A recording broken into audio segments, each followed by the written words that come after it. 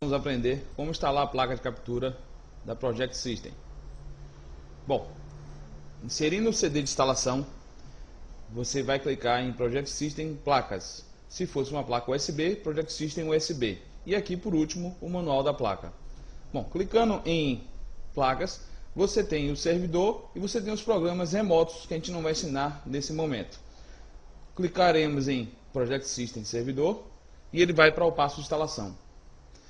A placa tem que estar instalada dentro do computador e, uma vez instalada, o próprio software instala o software e instala os drivers de forma automática. Veja que ele está seguindo os procedimentos e já já ele vai me dar pronta a instalação do software da Project System. Vamos clicar em avançar, automático, avançar.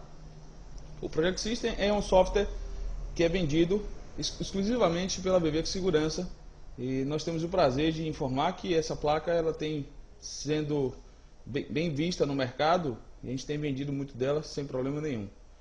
Ela concorre inclusive com a placa GeoVision.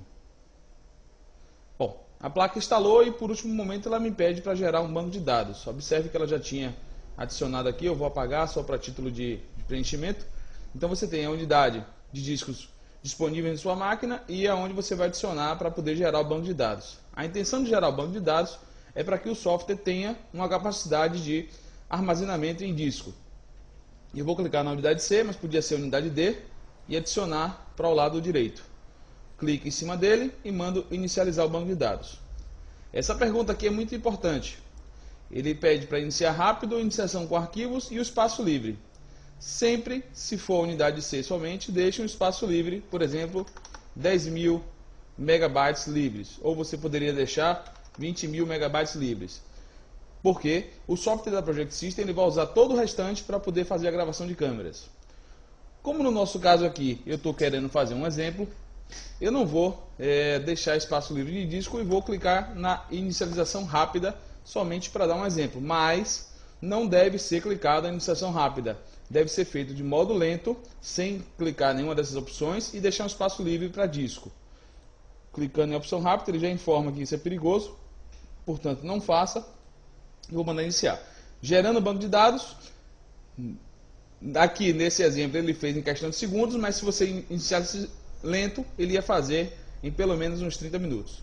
Pronto, fez o banco de dados na unidade C de forma rápida, já posso fechar e ele concluiu a finalização da minha instalação. Ele está pedindo para eu iniciar a máquina, não vou iniciar, vamos fechar aqui.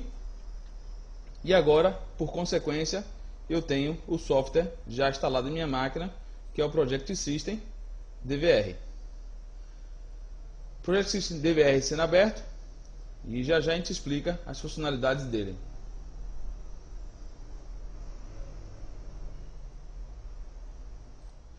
Bom, Project System aberto, ele me vem o usuário de mim e a senha. Em princípio eu não tenho senha nenhuma, é só apertar OK. Esse é o ambiente da placa Project System. Você tem controle principal e gravações. Em controle, você vai ajustar o brilho e contraste de cada câmera. Veja que clicando em uma das câmeras ou selecionando aqui embaixo, eu vou colocar o brilho e contraste de cada uma delas. Haja vista que eu não tenho software ou câmera nenhum instalado. Aqui eu escolho tela cheia, ou escolho tela única em 4 partes e até mesmo modo de sequência. Em principal é a tela onde eu vou ver as câmeras aparecendo e algumas informações sobre o sistema. Em gravações, eu vou ter todas as gravações que estão no meu software. De maneira simples, você escolhe a data. Se tivesse datas gravadas aqui, estaria tudo em negrito. Você vem aqui, escolhe o horário e o software já vai atualizar para aquela data e o horário que você escolheu todas as imagens disponíveis. A partir daqui, é só apertar o play, onde você vai ver as imagens rodando. Caso você queira ampliar alguma delas, clique em cima dela. Vamos voltar para o controle, onde a gente vai ensinar por último os ajustes finais. Aqui em sistema, você tem as configurações básicas. Em princípio, não precisa mexer em nada, a não ser tirar essa opção, sair e desligar o computador. Essa opção vai fazer que toda vez que você fecha o software, ele dê um boot na máquina. Então, não é necessário essa função. Em dispositivo, você tem as câmeras 1, 2, 3, 4. No software, em princípio, ele vem desmarcado e você manda ele escanear automático. Uma vez escaneando automático, as imagens irão aparecer das câmeras. Caso contrário, as imagens iriam ficar em branco. Então é importante que você peça para fazer o escaneamento automático ou você clique de modo manual.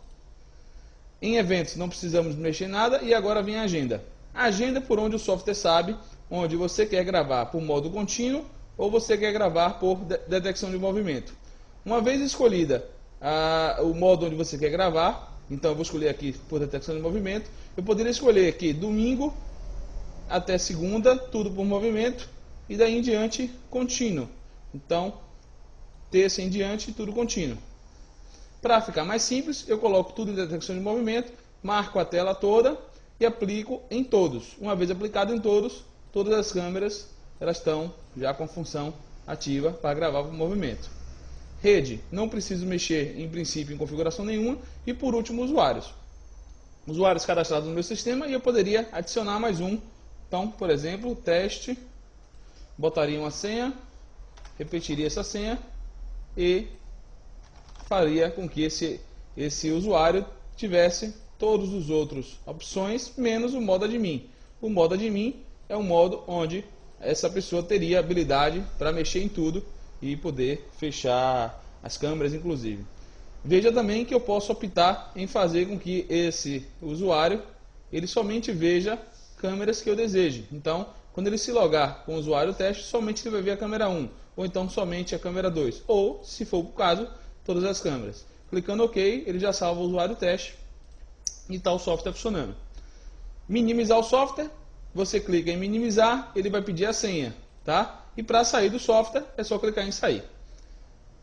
Para você mudar o usuário, clique em logout e ele vai te perguntar um novo usuário. Então, por exemplo, eu poderia escolher aqui agora Tainan e mudaria o usuário.